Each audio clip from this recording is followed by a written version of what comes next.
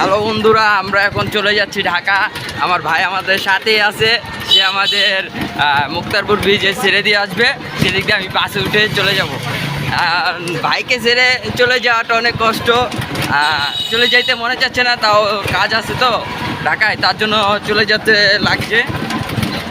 চলে যাবো এখন কিছুক্ষণের ভিতরে। আমরা হলো মুক্তারপুর ব্রিজে থাকবো, ওখান থেকে বাসে উঠে আমরা ঢাকায় চলে যাব। কোনো সময় আবার মুন্সিগঞ্জ আসলে মুন্সিগঞ্জে তাকে নিয়ে ভিডিও করবো, আপনারাও দেখবেন, দেখলেই চিনতে পারেন আমার ভাইকে। ঠিক আছে, আমার ভাইকে ছেড়ে দিয়ে আসছি মুক্তারপুরের বাসের থেকে, এখন চলে যাবে।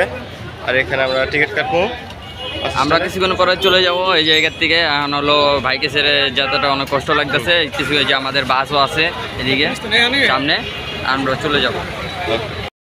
আমরা এখন আসছি হলো গুলিস্তান গোলাপসান মাজার এদিকে আছি।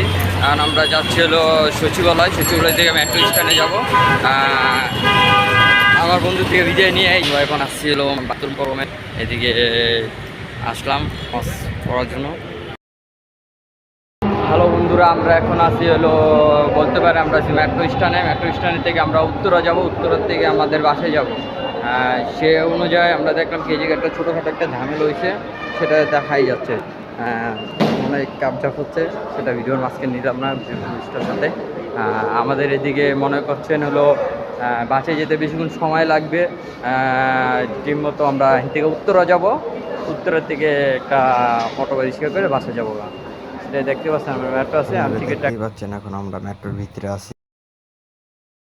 আমরা চলে যাচ্ছি বাসায়। আমাদের লাগবে না বাসায় যেতে, অল্প কিছুক্ষণের ভিতরে আমরা বাসায় চলে যাব।